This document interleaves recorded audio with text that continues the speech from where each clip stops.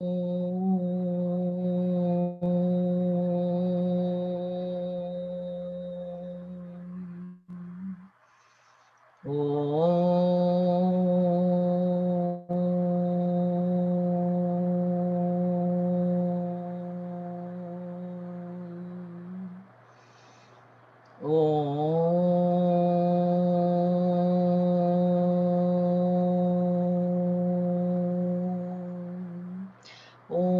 ब्रह्मानन्दं परमसुखदं केवलं ज्ञानमूर्तिं द्वन्द्वातीतं गगनसदृशं तत्त्वमस्यादिलक्ष्यम् एकं नित्यं विमलमचलं सर्वधी साक्षिभूतं भावातीतं त्रिगुणरहितं सद्गुरुं तं नमामि।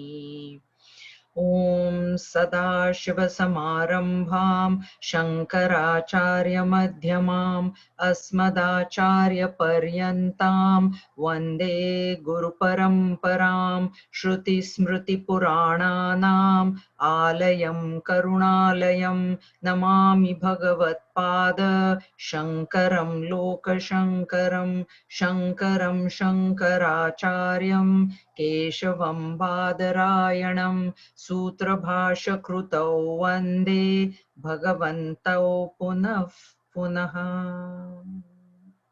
ॐ समस्तजनकल्याणे निरतं करुणामयं नमामि चिन्मयं देवं सद्गुरुं ब्रह्मविद्वरं सद्गुरुं ब्रह्मविद्वरम्। ॐ सहना भवतु सहनौ भुनक्तु सह वीर्यं करवावहै तेजस्विनावधीतमस्तु मा विद्विषावहै। ॐ शान्ति शान्ति शान्तिः। हरिः ॐ श्रीगुरुभ्यो नमः। हरिः ॐ। सर्ववेदान्तसिद्धान्त गोचरं तमगोचरं गोविन्दं परमानन्दं सद्गुरुं प्रणतोऽस्म्यहम्. So Hari Om everybody. As I was just listening to the bhajans just today, I've read the introduction, but somehow the page opened up to the last page of Gurudev's introduction to this book, and I had underlined one line. So I thought, oh, what have I underlined? So that's what I would like to read to you. There is actually no page number, but if you go to the introduction and go to the last page just before Swamiji has signed, the second last paragraph, and in that there is a line: if once they understand exhaustively any single verse at random, and he's referring to this book, so any one verse, I know my work is done. This Gurudev is writing, huh? Thereafter, the magic of Shankara will enchant such readers to take up an exhaustive study of the book. So even if your attention is caught by one verse and if you really enjoy it, then you will stay with it. The other thing, the paragraph just before that, to the student who is planning, because we are this student, okay? To the student who is planning to read from the opening verse to the concluding verse 581. And that is my plan, my sankalpa. And hopefully you will be with me in the journey. Otherwise I'll be left alone reading. But I'm hoping that you'll be there. So that's why I thought this was important and relevant to read. I have an apology to make. Gurudev writes, such a student will find at many places ideas and thoughts repeated time and again deliberately. Okay, this is not a defect by oversight. This book is conceived and planned to help the Chinmay Mission study group members, and repetition is the only method by which I can help them to reflect again and again upon the salient features of this great philosophy. So what I wanted to emphasize was that, yes, there is repetition. Even I feel, oh my God, I'm repeating myself. But the thing is, we need the hammering. You know, it's a hammering, literally.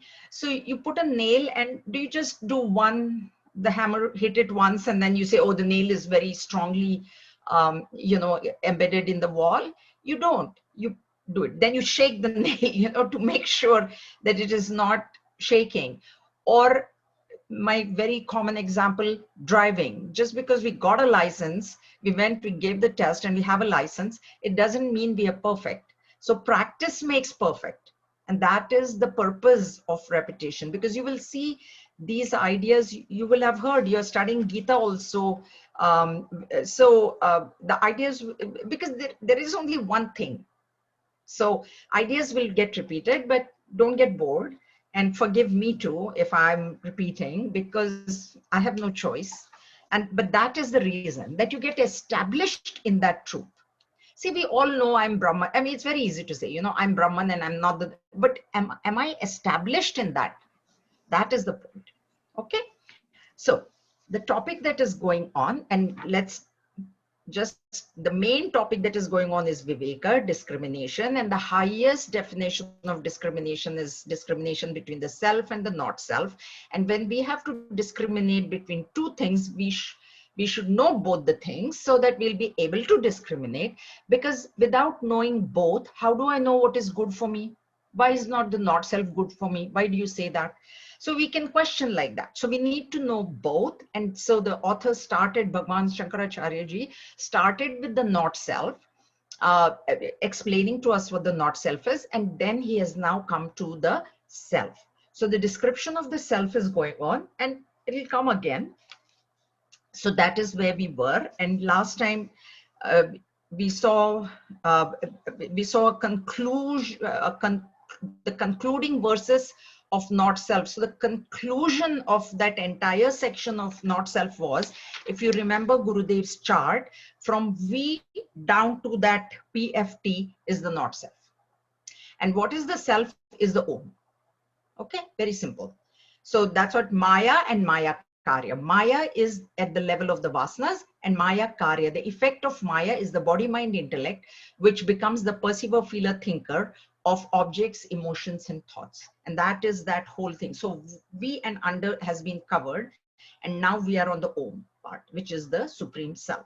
And so from 124 to verse 135, he's talking about the self and its nature. And in the first 124th verse, he says that now I will tell you. So it's a beginning of the introduction. So he said, now I told you about the not self. Now I'll tell you about the self. And the first word that he starts with the description, the one word, asti.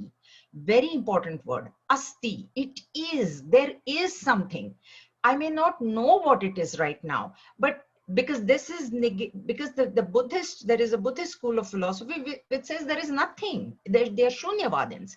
They say there is nothing, and this whole world has come from this void, and that is where we need to go into, is the void. And that's why this word asti is extremely important. And he starts with that, which tells us the importance of that word. That please understand that after negating all this, there is something. And okay, that's fine. If I don't understand what it is right now, that's okay. But never say there is nothing. That is what it is. Asti kaschit swayam. So something there is. Something there is. Okay, I don't know what it is. Fine. Which is the absolute entity, the eternal substratum for the very awareness of the ego. So it is that, to give Gurudev's examples, or it is the screen on which the movie is being projected. It is the water on which the waves are dancing. It is the rope on which the snake is being seen. It is the sand upon which the mirage waters is being seen. So it is the sand, it is the substratum, and it is there. Because without the substratum, an illusion cannot be seen. You cannot see the snake without the rope. You cannot see the mirage waters without sand. You cannot see a movie without a screen.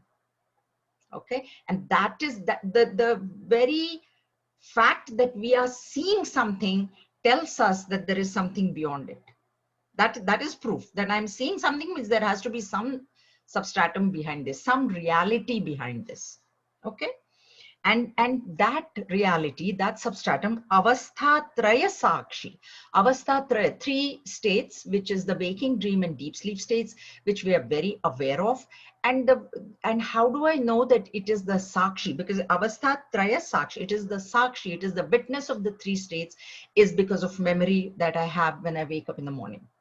So when I wake up in the morning, I have memory of my yesterday, whatever, I mean, I have memory from way back, but just to take this from yesterday, whatever in the waking state, I'm not saying everybody has like minute to minute account of what they did, but generally, you know, you went to work or you didn't go to work, or you were feeling well or you were not feeling well, or you talked to somebody, you didn't talk to somebody, you went for a walk, you didn't go for a walk. So general things nobody can deny that, oh, I don't remember only what happened yesterday.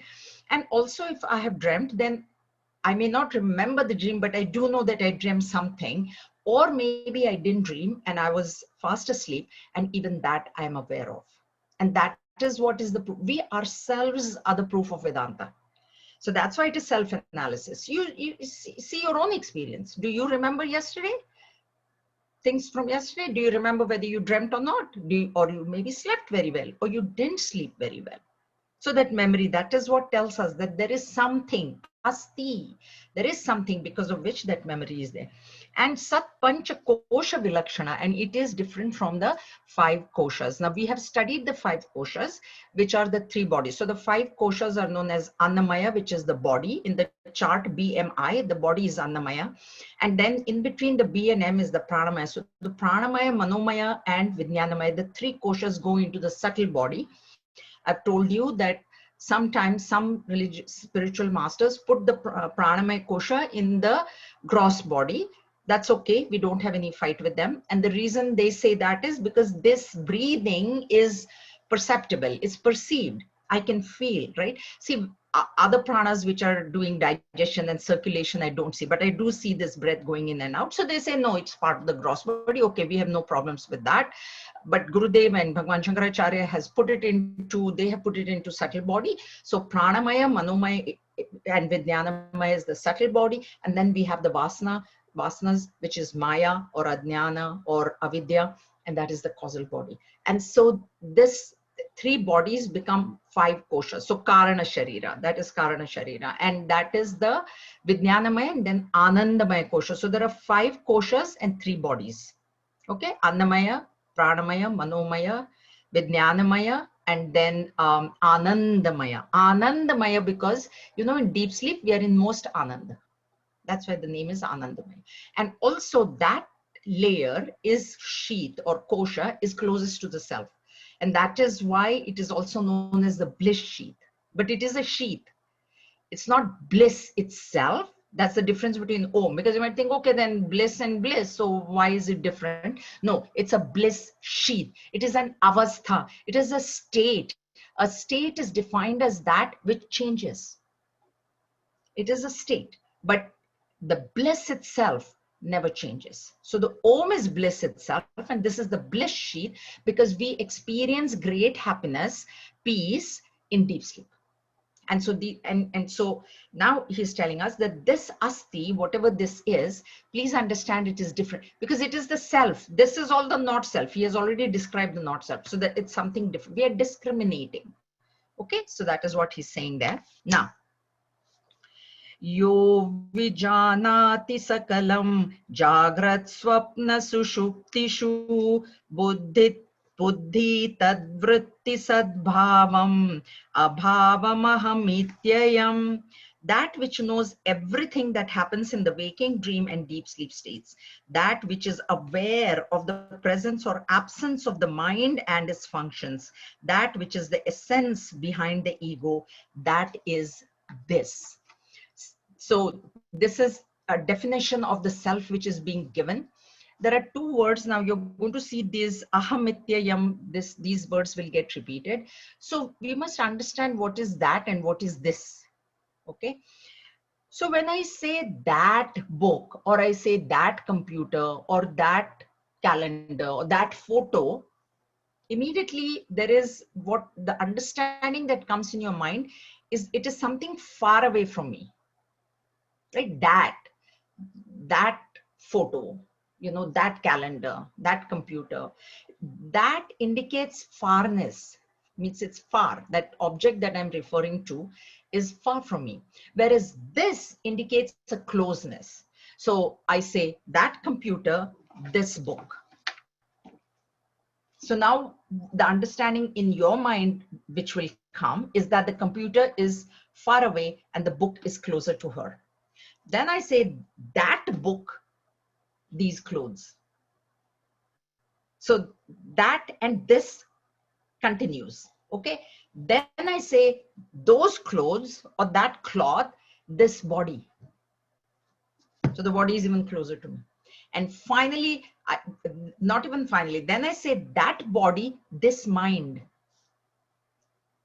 And then that mind and this Sakshi, this witness. So that this is the one that is closest to us. It is not closest, it is me. That is what I am. That I am the this. I am not the that. That's why that is this. That's what he's saying here.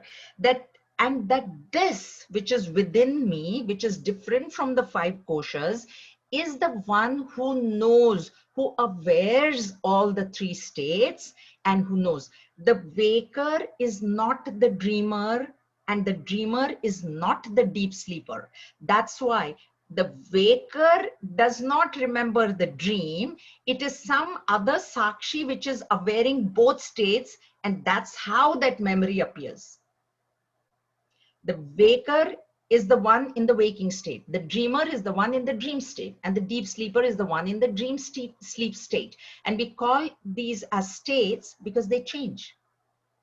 We are awake now, then we'll go into deep sleep, then we'll go into dream, then we'll go back into deep sleep, and then we'll go into waking. And these states change, but the one who is awareing these 3 states never changes.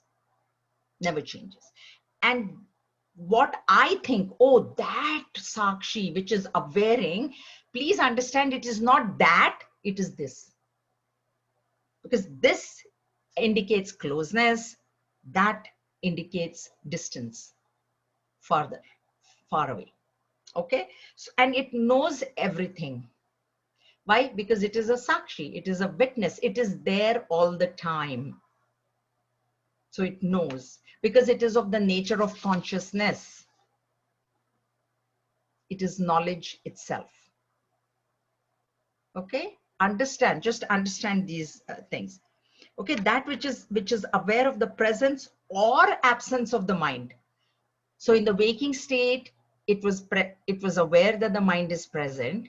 The example that can be most easily understood is when you walk into a pitch dark room, pitch dark, where you cannot even see your own hand in front of your eyes, you still know that you are there.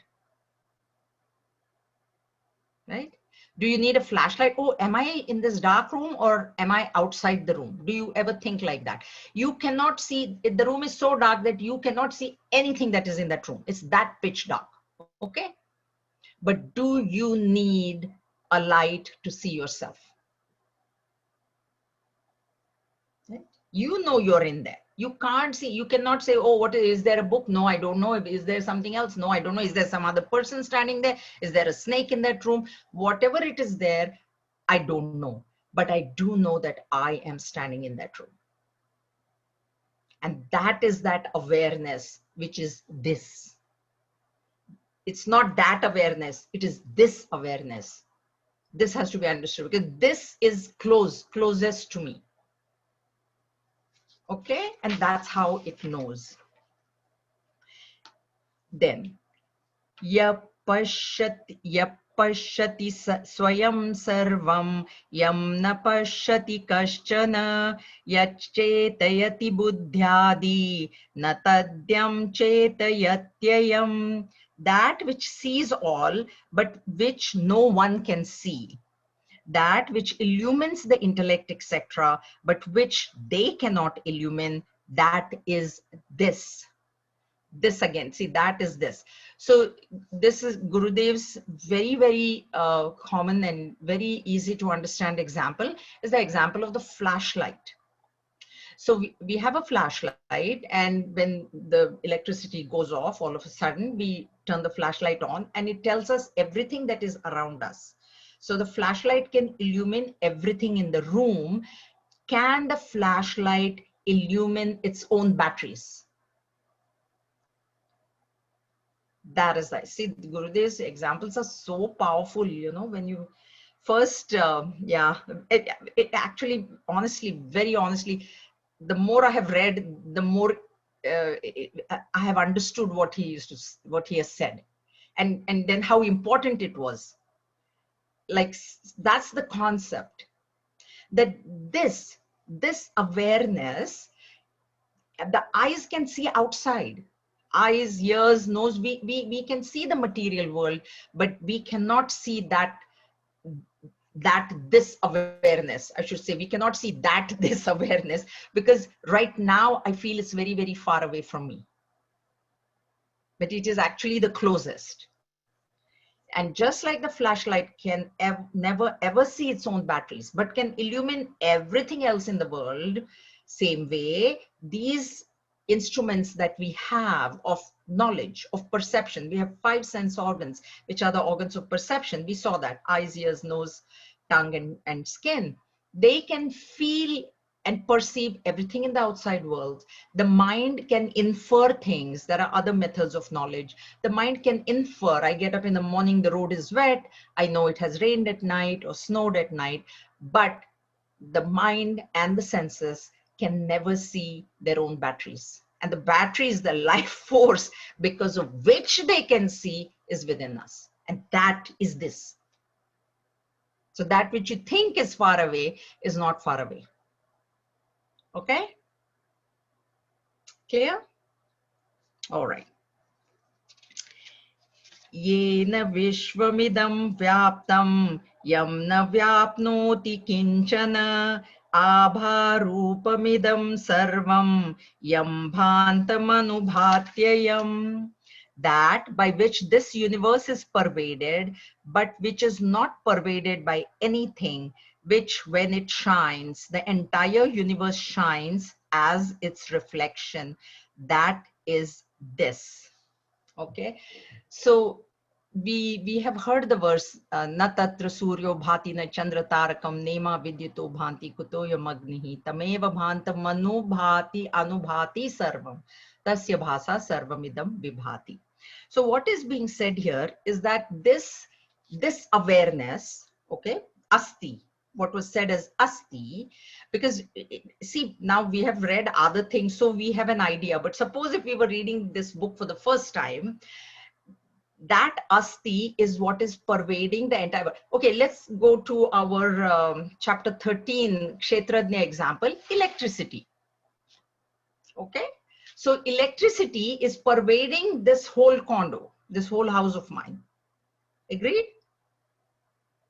Because it's in the walls. I don't forget, just because I'm here and this computer is working, it doesn't mean that there is no electricity between the den and the kitchen. Because there's no appliance in between, that doesn't mean there's no electricity.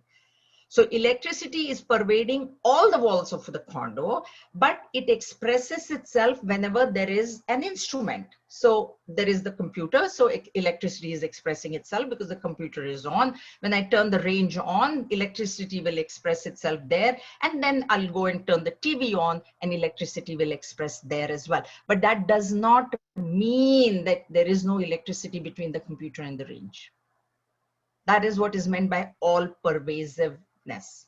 So this awareness, asti, is pervading everything, but none can pervade it because subtle. The subtler it is, the more pervasive. What is meant by pervasive?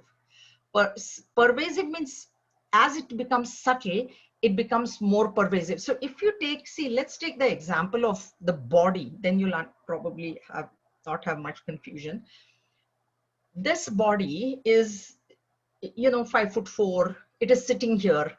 Okay, it's a gross body. It doesn't have much pervasiveness.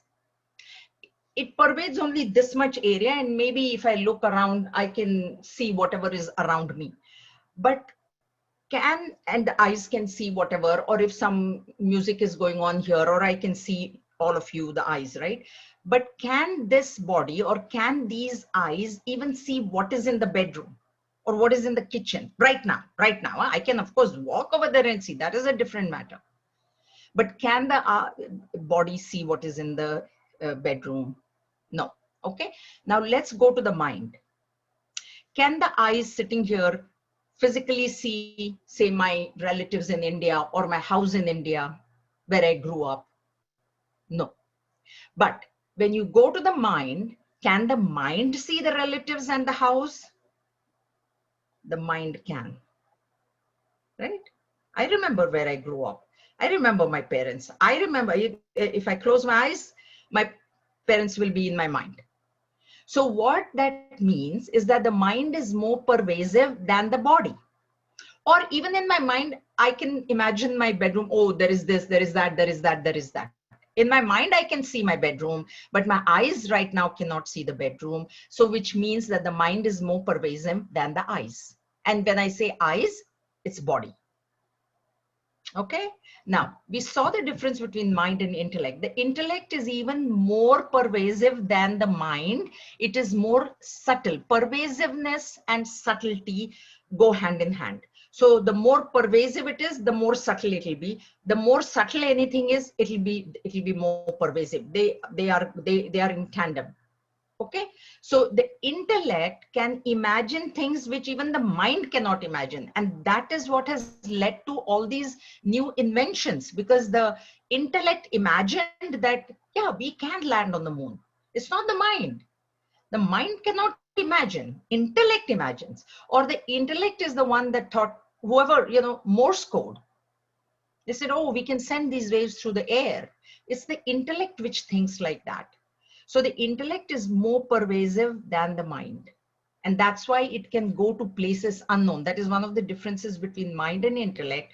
Mind can only go to places known. That's why I said, my mind can see my house in India, but can it ever see your house that was in India? Similarly, you will see your house in your mind, but you can't see my house where I grew up. But my intellect can imagine. My intellect can, oh, maybe she had a very big house and she grew up in a bungalow and I grew up in a small flat. Intellect can do that, but not the mind. So that's why the intellect is considered more pervasive and more subtle. It's more subtle, therefore it's more pervasive means there is far reaching. It is far reaching. Like I'm sitting here and my eyes can only see these walls, but my mind can imagine what is going on outside the building on the road. So my mind can go to the road, but my eyes cannot go to the road right now. Is this point understood? Not everybody is nodding their heads. Anybody confused? Think about it. Think about it, So that's why the body is considered gross. The mind is considered subtle because it is more pervasive, and more pervasive than the mind is the intellect. And even so, that is the hierarchy here. And more pervasive than the intellect is this Atma or Asti, or whatever this entity that now Bhagwan is calling, that is this. So let's say, quote unquote, this is most pervasive. If you take the example of the elements, the 5 elements, so we have space, air, fire, water, and earth. Okay, so the earth is the grossest, and what we mean by grossest is the earth can be perceived by all the 5 sense organs. That is another measure. Okay, like the body, body you can smell, you can taste, you can touch, lick your own body and then taste. You can see the body, you can hear the body, right? But the mind you cannot taste. Mind you can only perceive, like, just know, but there's this thing. So if you take the earth, all 5 organs can be used to perceive the earth. Then you go on to water. One sense organ is reduced. Then you go further to, this is in Tattva Bodh, this has come. Everybody getting this point? Up to space only can be heard. Space cannot be seen by any other. This space can be seen by one sense organ. Then there is air, which is 2. Then there is fire, which is 3. Water is 4, and earth is 5. Tattva Bodh has this. So the spaces actually only can be heard. Then next comes air. Air can be felt. Skin feels skin and heard. So it is more, it's grosser than space, because space only one sense organ can be used to perceive, whereas air you can use 2 sense organs. So you can hear the air blowing and you can feel it against your skin. Okay, and then you come down to fire. Fire you can see also. That's why fire has a form. And I've told you this before, and that's why we go around the fire in a marriage. That is the first element which has form, and you can touch it and you can hear it. Fire crackles, so you can hear it. So 3. And then when you come down from there to water, it's 4. So you can hear the water, you can taste the water, you can see the water, but water is odorless, so you cannot smell it. You can taste it, but you cannot smell it. And then when you come to earth, all 5 organs are used, can be used. That is the measure of pervasiveness or subtlety. Now, when we go in this hierarchy up to space, this awareness or this asti, which Bhagwan is calling it as asti, it's even subtler than space. So if it is the most subtle, then it is most pervasive, because I told you pervasiveness and subtlety, they go hand in hand. They're in tandem. They are directly proportional to each other. So the more subtle it is, the more pervasive it will be. The more pervasive it is, consider it to be more subtle. So this Atma or Asti or this awareness is more subtle than space. This is what he's saying. Pervasiveness is the nature of subtlety. Gurudeva said, that which is subtler than the subtlest must necessarily be all pervading. And that's why it is all. That's what, like I gave you the example, body is pervading only this much, mind is pervading a little bit more, intellect is pervading even a little bit more. That way the elements, earth, water, fire, air, space, and then beyond space, subtler than space is Atma. So Atma pervades everything. Is somebody confused? Okay, I go ahead. For those who have, of you who are first time into this text, everybody's okay with this? Because some faces I see Jayajee, confused. Jayajee.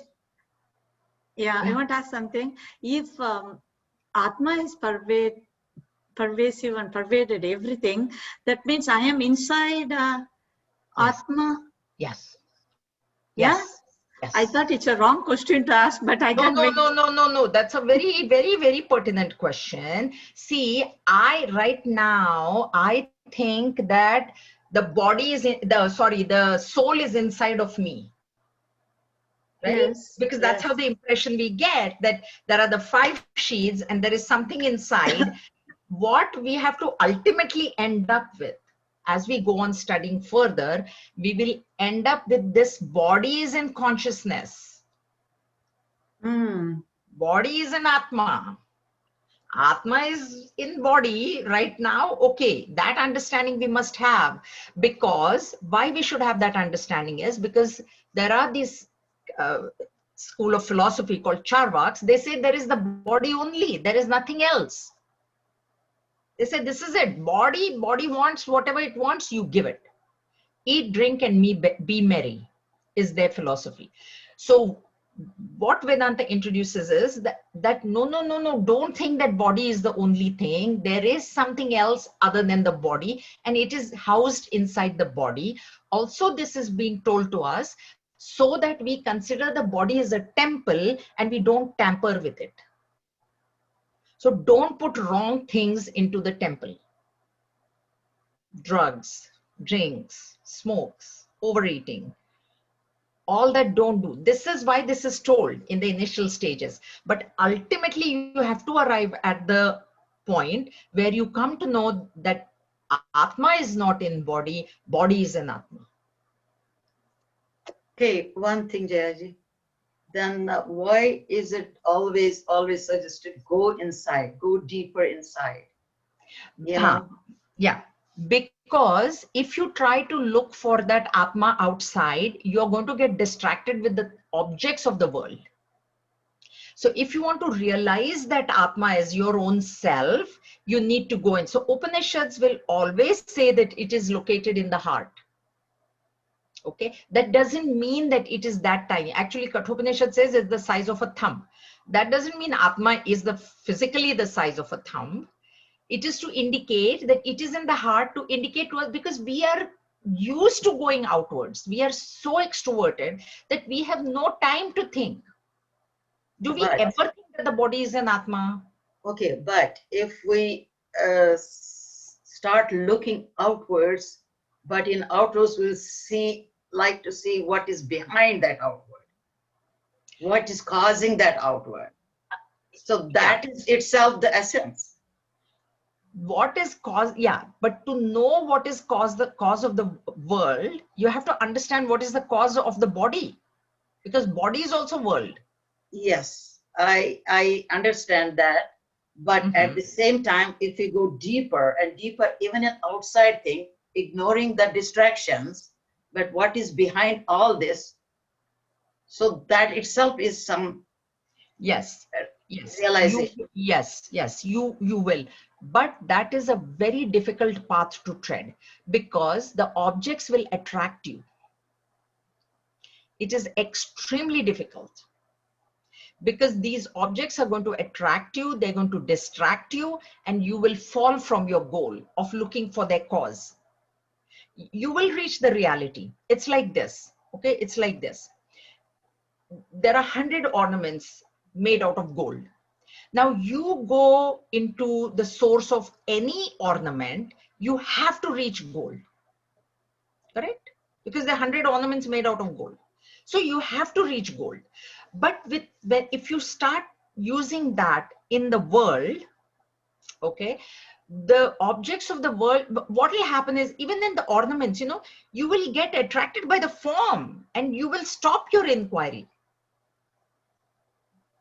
It'll be difficult to keep going on that path of inquiry because you will get caught up in that object. So that's a Maya aspect. That is Maya. That is Maya. Maya will catch you. Maya is very strong. Please don't underestimate the power of Maya. So that's why what we are told is, withdraw your attention from the world and look inside. Because inside Bhagavad Gita chapter 2 it will come. Bhagavan says that inside there is only one path. Outside there are many paths. So you're going to get lost.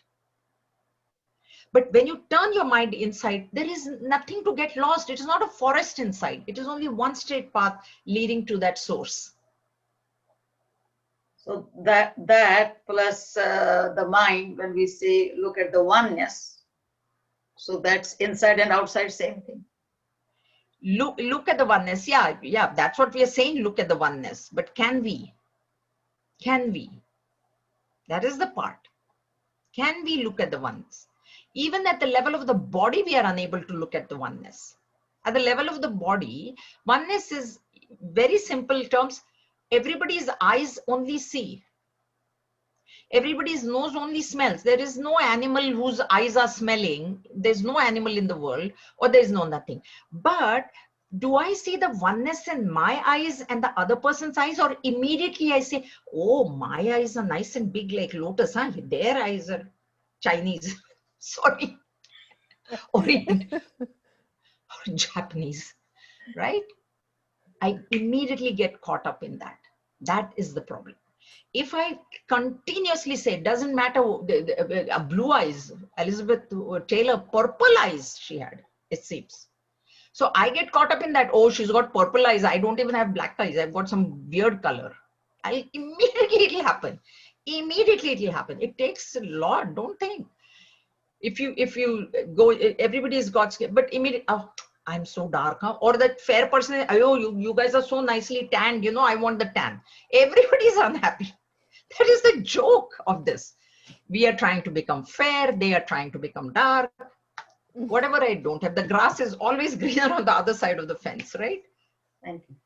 Thank you. So it is difficult. That's why I think masters had nothing better to do, so they just gave these things random. They're not given out random instructions. These are not random instructions. No, I read somewhere, I think just a few days back, it was Gita chapter 4, I think. And in that, not this our Gita, it was said, I think it was 25th or 26th sloka, that these senses, either you turn them inwards, okay, or you can turn them outwards and then very passionately, like you are adoring, let's say, deity, lovingly and everything, feeding, giving bath, touching, and all those things. They are the same thing. The ways are different. In the end, it said that the other one is better than this one. Other method, like going inwards or the outwards. Outward. It's Yeah. the best. It said They're talking of bhakti.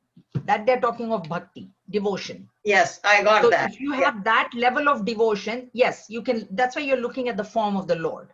Yeah. But are we doing that? Do we have that level of devotion? If you have, yeah, sure, why not? Kabir Das ji, you know, Sant Tukaram, Hanumanji, Mirabai. Yeah. Do we have that devotion that Mirabai had, right? Do we have it? We have our misfortune is neither do we have that devotion nor do we have that strength to inquire within, and we are just scattered everywhere. Okay, thank you. Okay, all right. Shall we move? Yes. 129. Yasya sannidhi matrena dehendriya manodhiyah vishayeshu swakiyeshu vartante preritaiva. That by whose very presence the body and the sense organs, the mind and the intellect perform their respective functions like a team of servants prompted by their master. I'll tell you the most so what is it? Sannidhi matrena. Matra means mere by the presence the body, mind and intellect is functioning. This is what it's saying. Mere presence. It's not like this asti, this awareness is saying, hey body, come on, get up, you do this. Mind, you think like this. No. It is a witness. Like the sun is just shining. In that light, you can choose to do a crime. You can choose to do satsang. You can choose to read. You can choose to walk. If sun is not saying, sun is just giving the light. It's the natural dharma, natural nature of sun to give light. In that light, so mere sannidhi matrena, the sun by its mere presence is illumining the entire world. What I do with that illumination is my choice. And the sannidhi matrena, what comes to my mind, and okay, so I'm driving and I'm actually driving speed limit. But the minute I see a police car, involuntarily my foot will come off of the accelerator. This is what I always remember. And I don't know how if it happens to you. And I have done it so many, I'm like, oh. So sannidhi matre, that police car he doesn't even know that I'm existing. That whoever, but I see police 911, boom, my foot is off the accelerator. And then I'm like, and this has happened to me. And I'm like, wait a minute, I am doing 50. Why am I scared? Sannidhi matrena. That is what it is. Matrena means just mere presence. This awareness without itself doing anything, without giving any orders, without making any requests. Oh, please body do this. Oh, please mind do that. Nothing. It's just there. The sun is just there. And in Atma Bodh, Bhagavan Shankaracharya has given the example of the king is just there. And the minute the king comes in, or, at work, our boss walks in, oh God, stop talking, let's get to work. The boss is not even, maybe he's in his own, or he's a good boss, so he's not going to be picking on you. But boss is the thing, that is what it is meant by sannidhi matrena. That is how this awareness is. But if that awareness were to be taken away, then no functioning can happen. In Atma Bodh, the example he gives is that just like when the sun is there, the worker, because in those days there was no artificial light, now work goes on even at night, that's a different matter. But when the sun is there, the workers can work, and when the sun goes away, the workers cannot work. So the awareness, as long as that awareness is there, asti, it is there, the body, mind, intellect can function. But when that awareness is taken away, then the body, mind, intellect complex cannot function. But having said that, is the awareness dictating to the body, mind, intellect what to do? No, it is not. That's what it is meant by sannidhima. Just by the mere presence, things happen. Just like I said, just the police car you see and everybody is dropping speed. Mere presence. Okay, not that the police car is, flashing his light and saying, you're going over speed limit, nothing like that. All right, this is how things are happening. Now, ahankaradi dehanta vishayascha sukhadayah vedyante ghatavat nityabodha swarupina. That because of which everything, the ego, the body, the sense objects, and their pleasures, etc., are known as clearly as a jar, is of the nature of eternal knowledge. So Upanishad describes this Atma as Sat Chit Ananda, Sat existence. It is, that's what it said, Asti. Asti is Sat. Okay, it's representing Sat, which is existence, means it is there, means something is there. You may not know what it is, but it is there. So that is Sat. And now he comes into Bodha.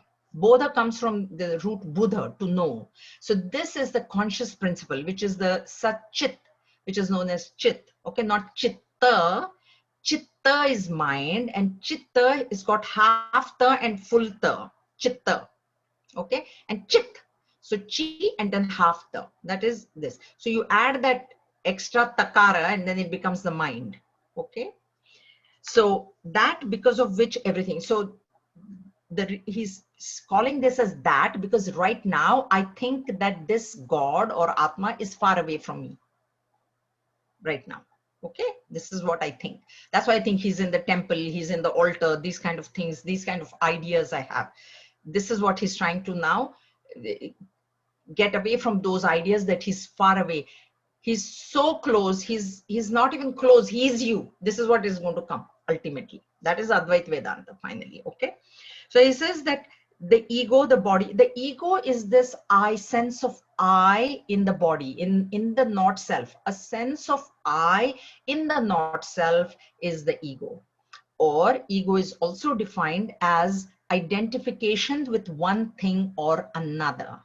And so when I say I am a woman, I have identified with my body, and the one who says I am a woman is the ego.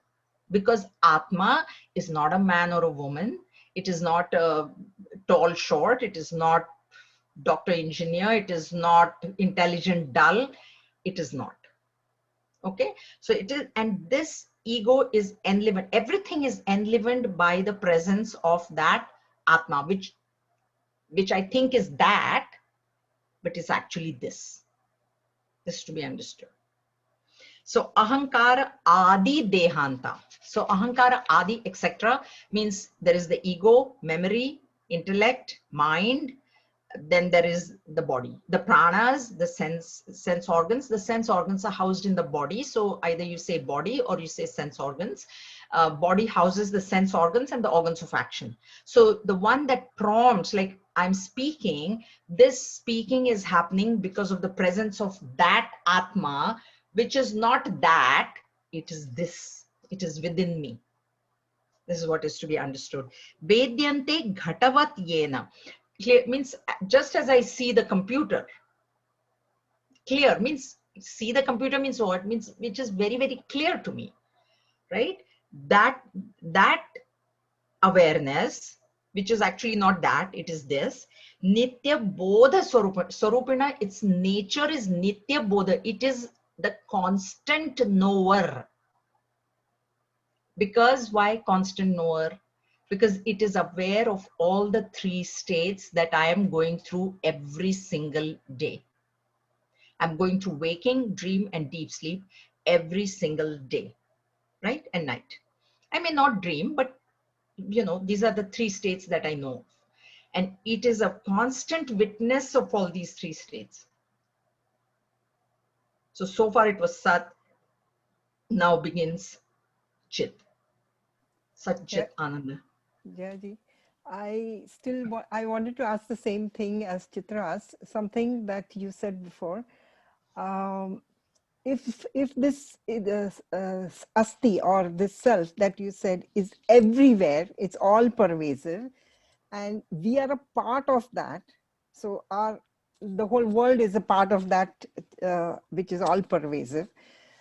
Then again, it says here, especially in this thing, that I mean, it says the Atma is a witness to everything. It is inside us. So this is a confusion. So I just wanted you to. So let's go back to your the earlier part of your statement. You said the Atma is all pervasive and we are a part of it. Yeah. You said that, right? Right. That is wrong. Okay. That is Vishishta Advaita. That is not Advaita philosophy. That is qualified non-dualism it is. No, a part we are of not a part. The world is not a part of Atma. No, okay. But you said asti, meaning it's all pervasive. Yes, it is all pervasive. It is everywhere. Everywhere. Yeah. And where are we in this then? As a body. As a body, yeah. Because this asti is all pervasive. This body is sitting in consciousness. Because, see, okay, let's go back to our electricity example. Okay. There is electricity. You are there in chapter 30. I told you there is electricity here. You can understand. There is electricity in the kitchen. Are you telling me that there is no electricity between den and kitchen? No, it's everywhere. Yeah.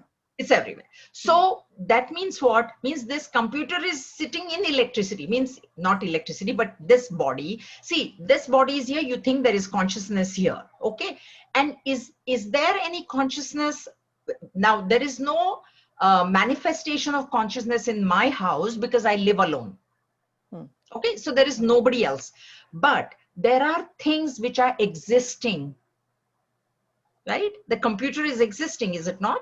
The book is existing, the photo is existing. So as that Sat principle, this asti is there in my entire home. You understand? See, when I say this book is, right? Yeah. It's pervading the book as well. Correct. Okay. It's pervading the computer as well. It's pervading the photo, the calendar, the wall, the altar, everything is pervading. So where are we means we are that consciousness. That is what is to be understood. Final understanding of Advaita is that we are that consciousness. And because that consciousness is all pervading, this entire body, mind, intellect equipment is in consciousness. Okay, I'll give you another example. You take a pot of water, full water, pot is full of water. Okay, now that pot which is full of water, you immerse it in the ocean. Okay. Now tell me, where is the pot? Is the water inside the pot or is the pot in the water? Pot is in the ocean. And that pot we are. That pot is this body, okay? So when the water is inside, that means Atma is inside, but then the whole pot is immersed in that ocean. Or in a body of water, right? So that way this whole equipment is immersed in consciousness, in asti. So it's all pervasive because it's difficult to imagine inert things as also being included in that all pervasiveness. Yeah, so you have to, it is, because I'll tell you, there are these three things: Sat, existence; Chit, which is knowledge, consciousness, and then Ananda. Okay, there are three things. So that's why Hindu philosophy even worships the stone as God. Why? Because the stone is. So that Sat principle of this God, you know, God is a very loose term that I'm using. This Sat principle is in the stone as well. So Swami Tejomayanji had told us he was initiated into Brahmachari Diksha. He was Brahmachari Vivek, you should know that. So anyway, he was posted to Bhopal. That was his place from where he had come. And he was taking satsang, new Brahmachari coming from the thing. So, the self in me is the self in all. We are all one. He also taught Vivek Churamani first. That was his first text that he taught. So, you know, Brahmachari is saying that, right? He's fresh out of school. So there was one person there and he said, so Brahmachari, you say that you and I are same. Brahmachari, of course, has to say, yes, you and I. So Brahmachari, you and my dog are same. What can the Brahma? He said, yes, dog and me are same only because. And then he said, oh, then this plant in my house, you and plant are same. What can the Brahmachari say? Same. So that existence principle is there. But because we have the mind, subtle body, we have that consciousness. So inert object has the existence but doesn't have the consciousness.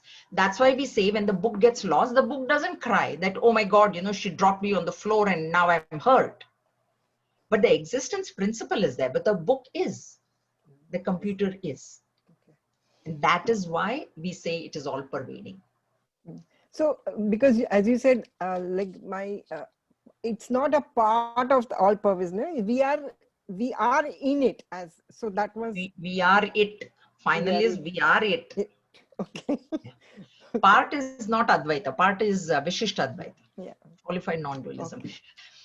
Om Swasti Prajabhya Paripalayantam Nyayena Margena Mahim Mahishaha Go Brahmanebhya Shubhamastu Nityam Loka Samasta Sukhino Bhavantu Kale Varshatu Parjanyaha Prithvi Sasya Shalini Desho Yam Kshobarahita Brahmana Santu Nirbhayaha Om Sarvesham Swasti Bhavatu Sarvesham Shantir Bhavatu Sarvesham Purnam Bhavatu Sarvesham Mangalam Bhavatu Sarve Bhavantu Sukhinaha Sarve Santu Niramayaha Sarve Bhadrani Pashyantu Ma Kashchid Dukha Bhag Bhavet Om Asato Ma Sadgamaya Tamaso Ma Jyotirgamaya Mrityorma Amritam Gamaya Om Purnamadav Purnamidam Purnat Purnamudachyate Purnasya Purnamadaya Purnameva Avashishyate Om Shanti Shanti Shanti Harihi Om Shri Gurubhyo Namaha Harihi Om.